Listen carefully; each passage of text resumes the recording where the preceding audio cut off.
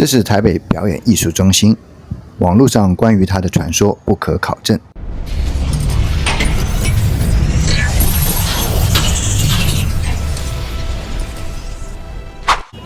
Hello， 大家好，我是煮菜的奶爸狗狗，来自上海，住在台北。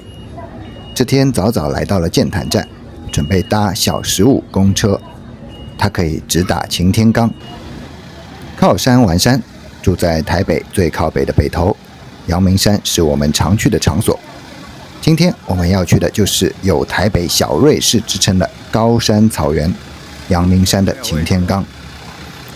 没想到大家所见略同，都打算趁着好天气去呼吸清新空气。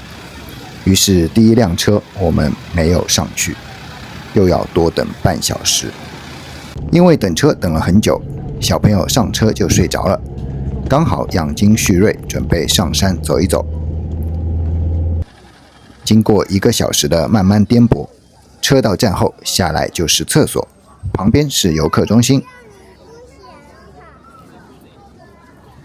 游客中心里有一些阳明山的介绍及行走路线推荐，所以即使不做功课，也完全可以到这里再做打算。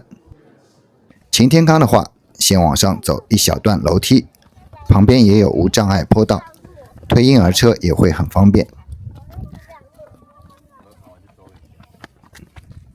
来到上面就是接近天空的广袤高山草原，有一条石子路铺成的通道一路延伸，边上会有悠闲的野牛在吃草，这就是擎天岗的特色了。擎天岗位于大屯山的中央，地势平坦，海拔约770米。从日据时期，日本人就在此设置牧场，作为种茶放牧用途。关于这个牧场的名字还蛮有意思的，网上可以查到大林卡和大林治2个名字，查了一些攻略游记也不知其所，全都照搬百科，看了让人迷糊。后来经过查证，正确的名字应该是大林卡。由于早期电脑输入无法正确识别卡字，所以时常会被讹传为行进的治字，就这样流传了开来。而擎天岗上的牛是野化的哦，擎天岗上的牛是野化的哦，擎天岗上的牛是野化的哦。重要的事情说3遍，所以一定要跟水牛保持距离。所谓野化，就是牛的祖宗过去是驯化过的耕牛，而不是野生的牛，但是祖宗的孙子都是在野外繁衍的，所以叫做野化，跟野生有点区别。不过要注意，怎么样都有个野字。过去时有牛导致人受伤甚至死亡的事件发生，所以在2018年的时候，阳明山国家公园管理处重新规划步道，现在加固的围栏相对比较安全，但是依然要保持距离。另外，虽然擎天岗可以带狗狗等宠物来，但是狗狗对牛群来说，不但会造成惊扰，也可能造成传染病流通，所以请友好对待牛牛，务必系上狗链。至于牛牛的由来，由于过去是耕牛牧场，后来随着农业机械化，不需要这些牛牛了，它们便被遗留下来，并在此野化，变成无人认领的失亲牛牛了。关于擎天岗牛的知识还有很多，这里就不多做赘述了。时至中午，我们铺开野餐垫，在高山草原上美美的吃完野餐，就是悠闲的放松时刻。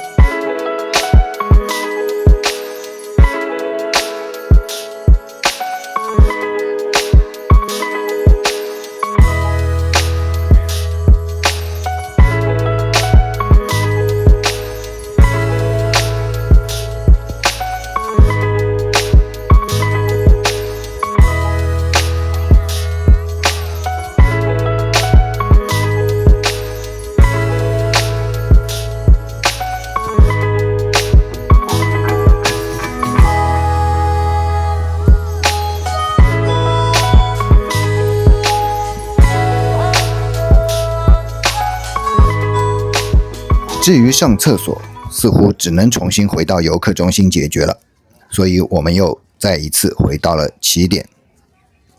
随后我们没有再回到擎天岗，随意走到了一条岔路上，看路程的终点是上黄溪停车场，全程3.7公里，会经过许岩桥，应该是金包里大路，俗称鱼路古道。但是有点奇怪，我们没有经过城门，也可能是还没有走到就回头了。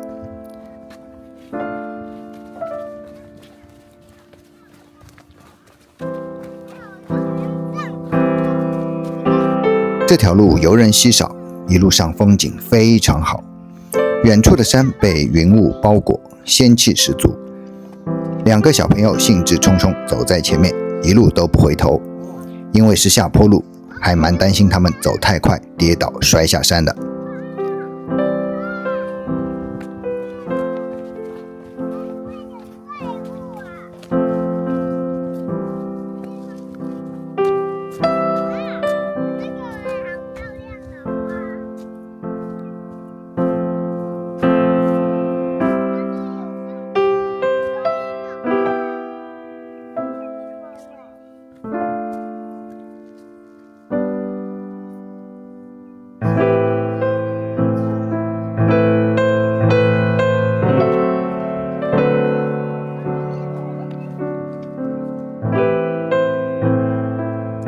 走没多久，还到了台北市和新北市的交界处。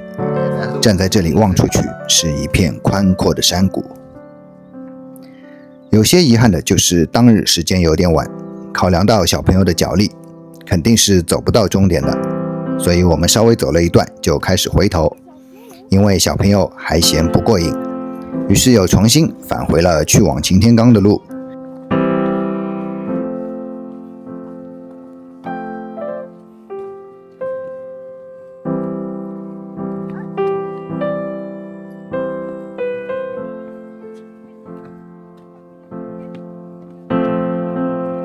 此时山下也开始飘来了浓雾，有一种非常梦幻的电影场景感。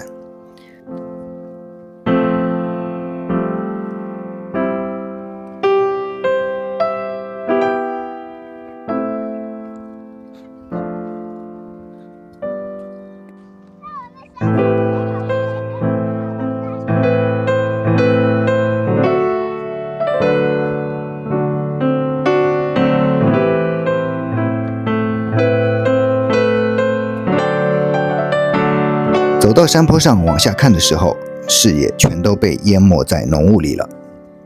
好了，这阵雾在提醒我们该下山了。今天的擎天岗已经要打烊了。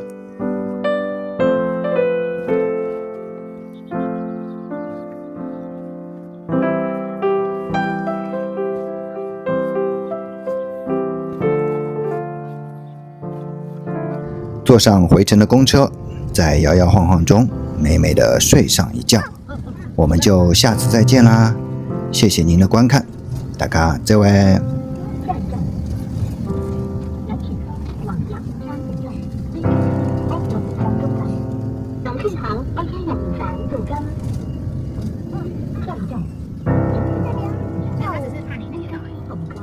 没关系，可以的。